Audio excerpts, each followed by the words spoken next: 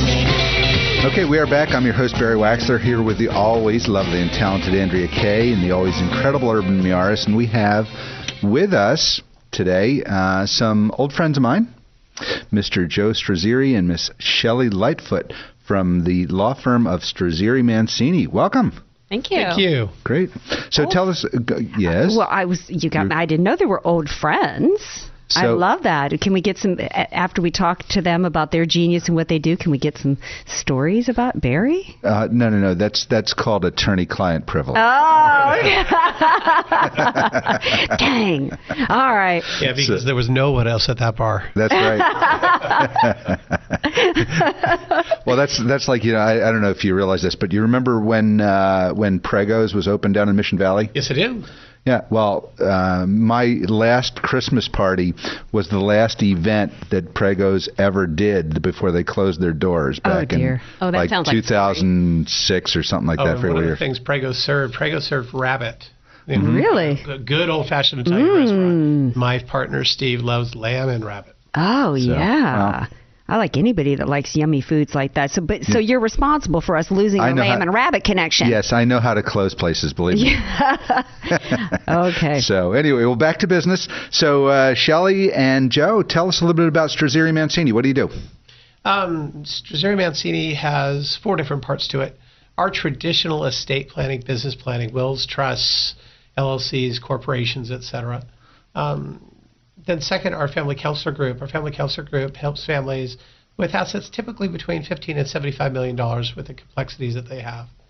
We do some work in the family governance area where we act just as counselors but not the attorneys, where we help with governance issues for what you might call small family offices. Mm-hmm. And then we have a wealth advisor partnering program. Many accountants, attorneys, financial advisors will come to us and partner with us in working with their clients where we can do it as a unit instead of separately.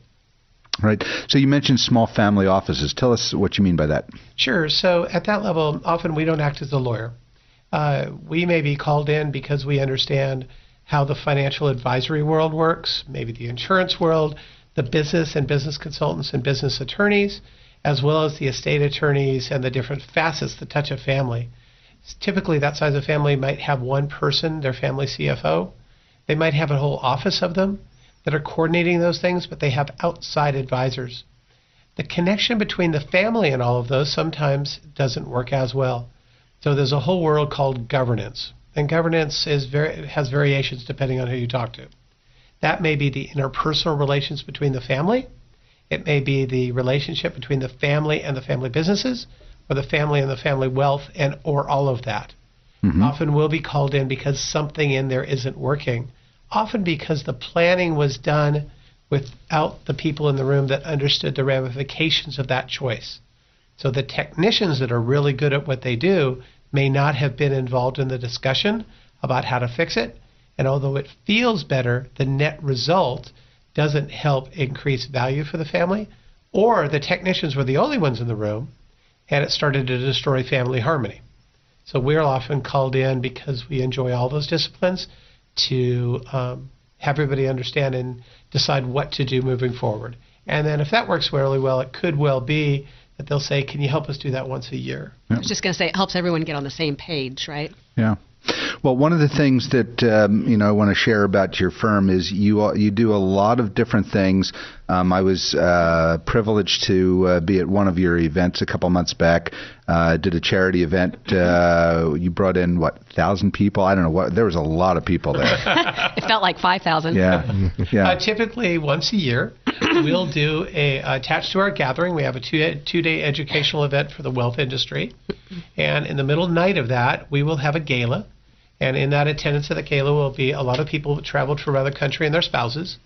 Some of our favorite clients, a lot of the advisors we work with, and we support a charity. Usually a charity gets a 2 or 3 year run with us. This year it was Sharp Hospital, and it was for neonatal research when a baby first comes out. So let me back up and give you a bookmark. I have 2 autistic nephews. Wow. We supported the idea of autism through Children's Hospital and helped launch what is now called the Autism Discovery Institute and Alexis Place. From that, we also leveraged out and helped Terry Inc., who's up in Oceanside. So how do you interact with children when they're very young? The silver bullet is that original interaction. And then after that, how do you take them through their lives?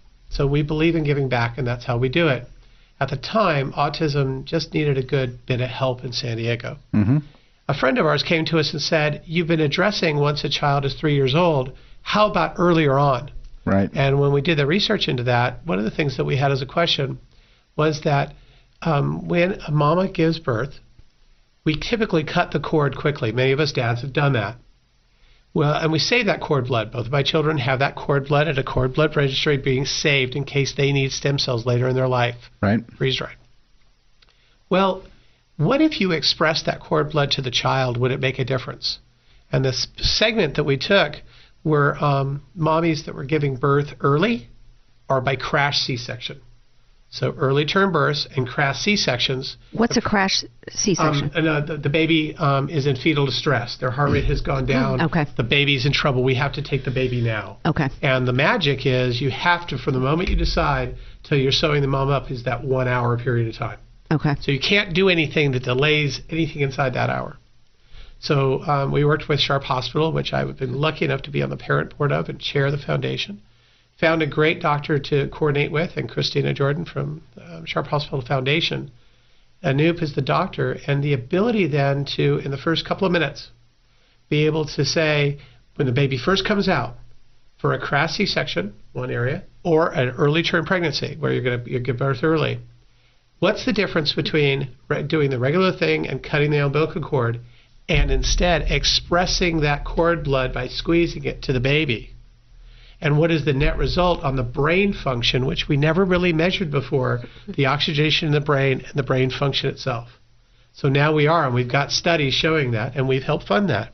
And we're funding the next level. So that night helped fund the next level of helping us understand what the difference is. Because maybe we can change that larger percentage that happens in those babies to do it. And that's just a charitable thing that we like to do. Mm-hmm. At the end of the day, we help successful families, business owners, and the advisors they work with. Our primary job is to clean up messes, work on transitions, asset protection, litigation, and then complex tax issues. But within the work we do, we get families who say, I want to make a difference for what we save. I can't have them look at us and say, well, what difference did you make, and not answer that. So we chose things that were close to our heart, and then the logical progression of that. Just like we help counsel other people, I have somebody that comes and counsels us once a year. That's fabulous. You're listening to Close Up on San Diego Business here on KCBQ, streaming live at AM1170theanswer.com.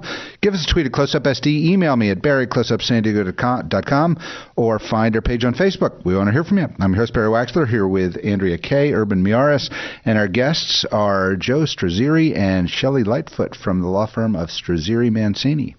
So now, Shelley, you head up the institute for the firm, correct? That's right. So we actually have several different brands that surround Strazzeri Mancini as well, one of them being the Southern California Institute, which offers education for advisors in all of those different types of disciplines that Joe was talking about. We work with financial advisors, CPAs, attorneys, the whole like. And so our programs are multidisciplinary. We do about 150 programs a year of different types of educational events for both those types of advisors or those advisors with their clients as well. Right. Well, I have to say that I'm thoroughly impressed with your operation overall.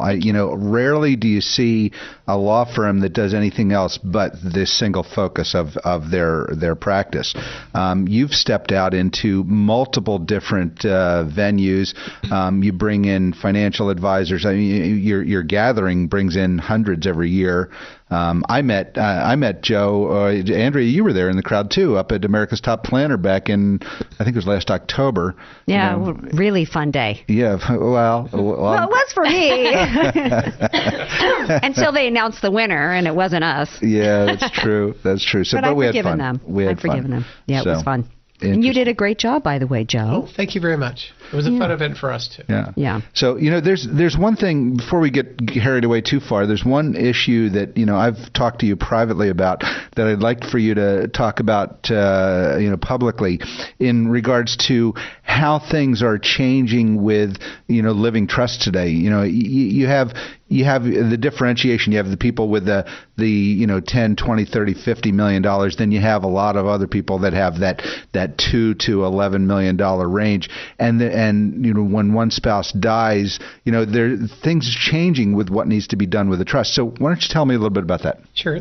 3 factors have hit the world of estate planning and financial planning and tax. And those 3 factors are, number one, it used to be that I could pass $1 million to my family without an estate tax. That number climbed to around $5 million and dropped to around $1 million.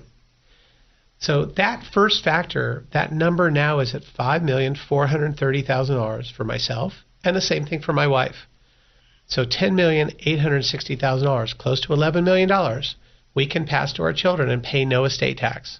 That is very different, and it has changed the planning. The second factor, portability. It used to be the day I died, we had to form a trust and have a B trust that held my coupon amount, my $5 billion in change, that my wife could use and my kids would eventually get, or else we'd lose it. My wife Annie would get all the money and only have one of those coupons. So instead of $11 million exempted, she'd only have $5,430,000. That second rule changed to where now we have a law that says for portability, she can, the year after my death, staple my coupon onto her tax return. And when she dies, get both. So we no longer need a trust to keep my coupon. So the first one, again, is the exemption amount makes it close to $11 million, pay us as estate tax free. The number 2, don't need a trust to keep it because you can staple my exemption onto her return. The third one is our capital gains tax rates have accelerated and our estate tax rate has gone down. Right. Estate taxes were at 55%, now 40%. And our capital gains rate got that nasty 3.8% tax added to it. So 20 plus 3.8, plus the state of California's 9 to 12, depending where you're at. Mm-hmm. If in the old days we put my stuff in that B trust when I died, and that's the way we kept the estate tax exemption, what we lost was when my wife died, my assets did not get a step up in basis. So if my kids sold them afterwards, there was a tax due. Now we can keep it out of my trust, out of that B trust. So all of the assets in my wife's estate, all $11 million or more, or whatever's there, not only avoids estate tax, but it gets a step up in basis. So where we used to chase the boogeyman of estate taxes and the boogeyman of probate, now the boogeyman we're chasing is removing the handcuffs from the surviving spouses of B trust and trying to keep the avoidance of the capital gains tax. Lastly, the other boogeyman that's out there deals with elder care. Not a great subject to talk about. Right. Right. At the end of the day, I turned, at a great party my wife threw for me, I turned 50 years old 2 years ago. It was fun. Yeah, very fun. Never saw so many disco boots in my life. 70s theme. Oh, fun. So within that, where was I? I know. But it was terrible because I found out that day I had a 1 in 3 chance of having a long-term care event before I died that would cost more than $250,000. Wow. When I turn 60, like my business partners, it'll be 1 in 2. And if I make it to 65, it's a 2 out of 3 chance of an event that'll cost Annie and myself more than $250,000 of cash. I can pay for it in cash. I can buy insurance ahead of time. I can hope my kids pay for it. I can count on the state to take care of, or I could do some legal planning. So for people over 50 now, the boogeyman has shifted from the probate boogeyman and from this estate tax boogeyman to this capital gains tax, to removing the handcuffs from the surviving spouse, no jokes, and from this long-term care. So on all values of estate planning, most people have that traditional AV trust. It served the old purpose. It's not serving the new purpose. So there's a lot going on in that world. We're simplifying. And you know what I find really interesting about this, and we're running short on time, but I find it interesting that I've only heard about these problems from Strazzeri Mancini. We deal with a lot of different law firms that just don't get into this. So well, we spend a lot of time educating around the country, and we have people that fly in. It's not hard to get people from Idaho or Indiana to fly into San Diego and So we do a lot of education, and it's about what we should be staring at next. The financial and estate planning and mostly legal and CPA community are frustrated that the laws have changed so dramatically that they have to go back and change everything. Because it's hard to call your client and say, what I did for you a year, 2, 5, 10 years ago is no longer good. But we should be reaching back saying, the law's changed, you should look at it again, you have better options. Yeah. So, well, listen, we're running short on time. Tell our listeners how they find out more about Strazzeri Mancini. Oh, I think the easiest answer is going to our website, but it's 2italiansformedalawfirm.com. Lots of, if you typed in Strazzeri, just Strazzeri, into Google, it's going to first pop up with Strazzeri Mancini. If you clicked on it, you'd find us. Great. Awesome. Well, thanks for being with us. And I have an open invitation for you guys to come back. I would love to see you get involved with our show on a more regular basis. Thank you very much. Great. This is Close Up on San Diego Business here on KCBQ, streaming live at AM1170theanswer.com. Send us a tweet at CloseUpSD or just find us on Facebook. You can always email me at Barry@CloseUpSanDiego.com. Let me know what you think. I'm your host, Barry Waxler, and we will be right back after a word from our sponsors.